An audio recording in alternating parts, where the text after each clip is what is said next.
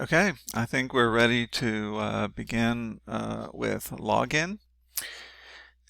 In previous iterations of this program, we kind of did login stuff at the very end, and that made sense and was convenient. The issue we have now is that we have our API, which is already fully implemented, and if you want to do certain actions in the API, which is pretty much everything else that we need to do at this point, you have to have the ability to log in. You remember the API authentication, the way we implemented it was you send an email and a password to the API, and if you're successful, it'll actually return an API token that is essentially your key or token that you can use for subsequent requests for it to work. So we're going to just continue with that.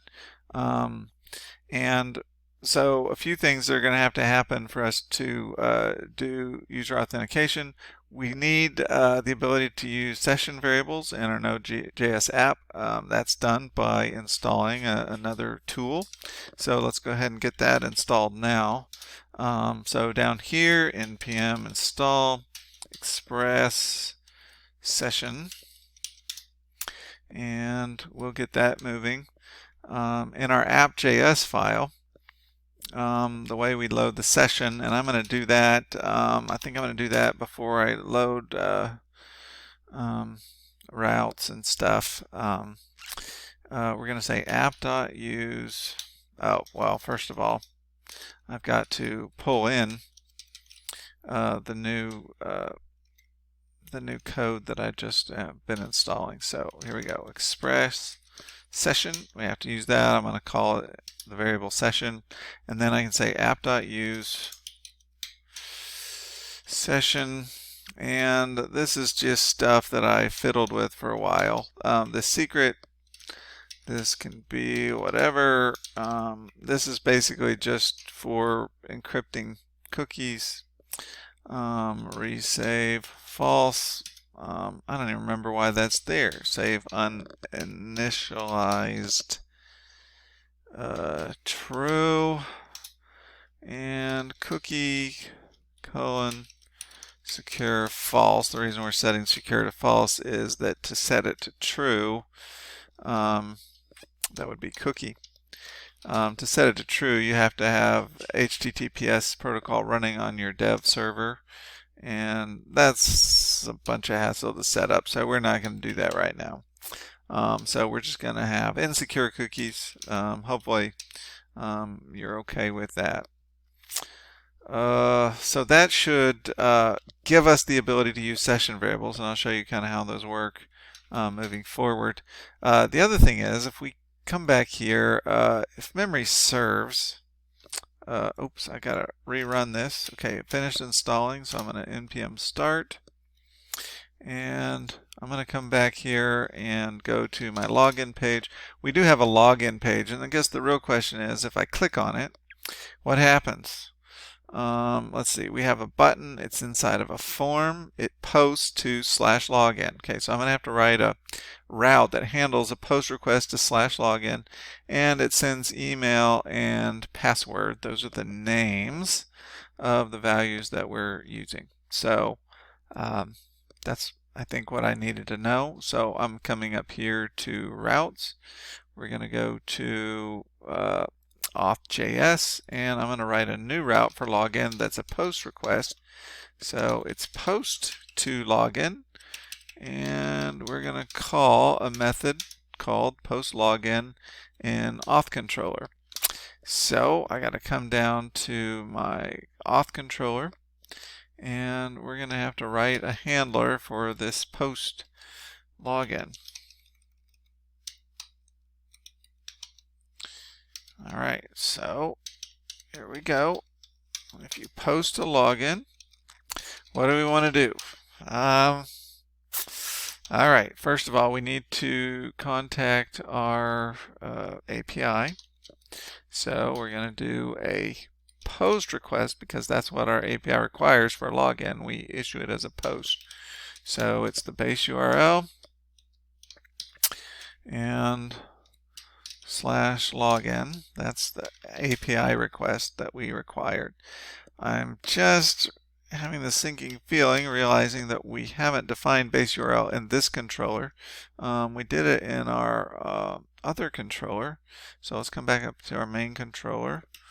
I'm going to go up to the top. I'm going to copy these 2 lines and we're going to paste it in here. So we need to load Axios. We need to specify our base URL. And let's see, post. Okay, we're going to do our post request.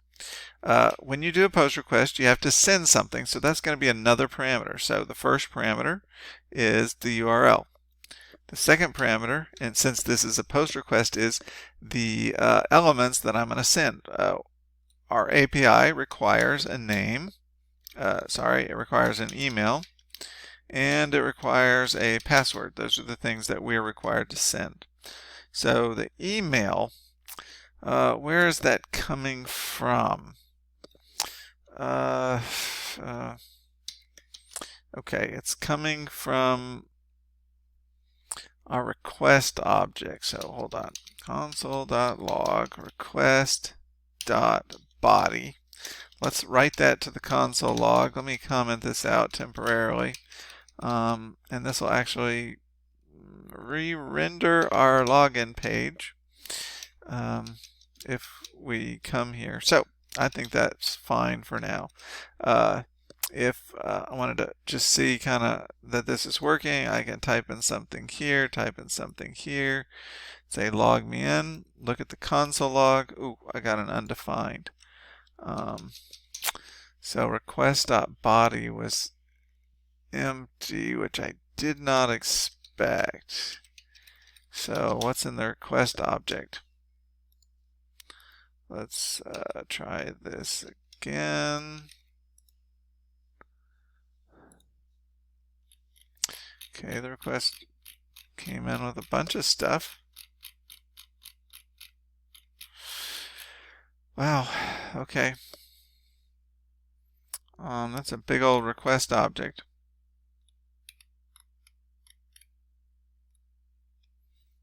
I'm going to dig through this and let you know what I find. Well, okay, so some further investigation revealed that, and I guess we hadn't thought we had done, I thought this was in our template and it would be good for it to be in the template. The request object, it's a real pain to get to values that are in there. If we want to get the values in this request.body variable, we actually have to go to app.js. We have to do several things. First of all, we need to pull in another external library. So we're going to do npm install body parser. This will do some background work for us to make it a little more convenient to use. So that's got to happen. Then in app.js, I need to pull in the body parser. So we'll say body parser equals require body parser. And now that I've done that, I guess down here is a fine place for it. I'll say app.use body parser.url encoded extended false, and I put that stuff in here because it works. If I were putting a comment on this, I would say we're going to extract post data into rec.body if available. Okay, so that's what all that does, or at least that's what I hope it's going to do for us. So let's restart. Oops. Restart. And we're going to refresh. Oh, okay. So yeah. Now the email that I had typed and the password, those are actually being put into this rec.body variable. So rec.body.email will be this value, rec.body.password will be this value. Notice I'm not doing any validation of these because the API does all the validation. So whatever the user typed in, I'm just sending it onto the API and feeling good about it. So rec.body.email, I'm sending as email. Rec.body.password, I'm sending as password. Suppose if I were brave, I would just put rec.body here, but I'm not that brave, so we're gonna call that good. Alrighty.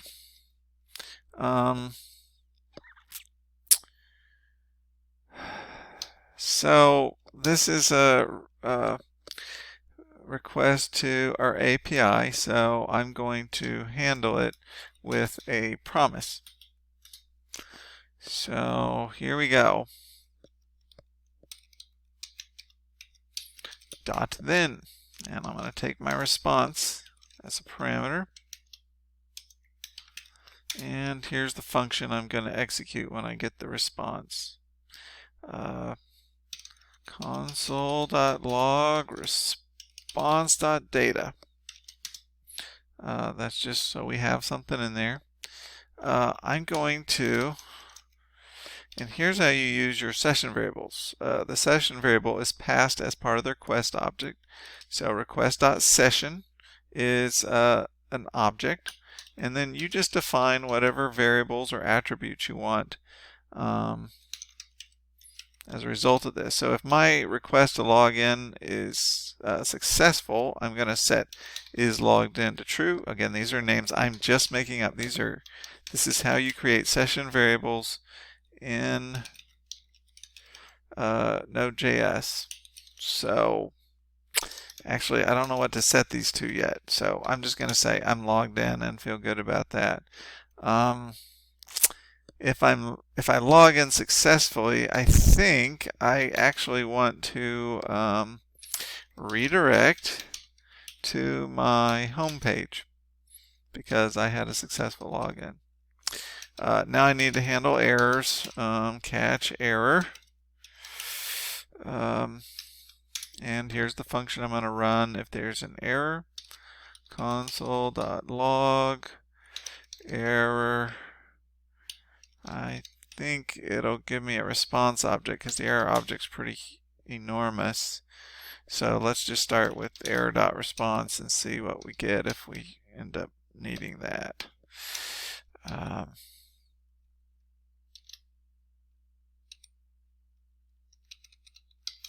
And I think this, I'm just going to comment out. I might need that later.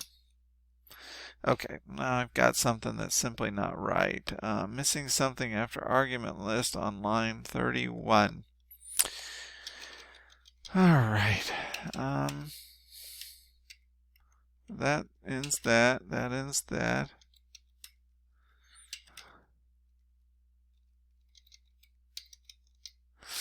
Oh, this ended my second parameter, so I need to end my method call. All right, so that's now compiling. All right, here we go. I'm just gonna say log me in, and let's see what we got here in our console log. Okay, we got a bunch of stuff. We got an object that has empty email and password. We got a response code of 400 bad request. Okay, that came out as a result of this error.response. Okay, I'm looking here at config. If I do error.response.config, I get this object. And if I do config .data, that shows what I actually sent. I sent empty strings. Okay, what else came in this? Maybe I got some error codes back from the API.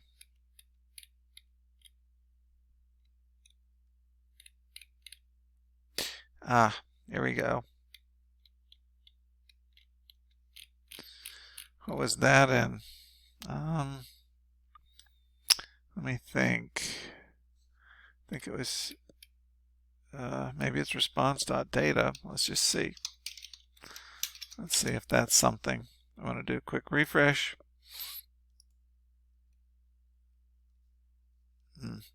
Hold on. Let me do my get. There it is. Log me in. That's spinning because I haven't ended the request. That's fine. Scroll to the bottom. Oh, yeah. Okay. So error.response.data gave me this object. This one right here, which said the given data was invalid, and here's the errors. So we had an email error and a password error, saying those things were required. All right, we're at 15 minutes. Tiny baby step forward. Let's keep moving. We got more to do. But we'll do that in the next video.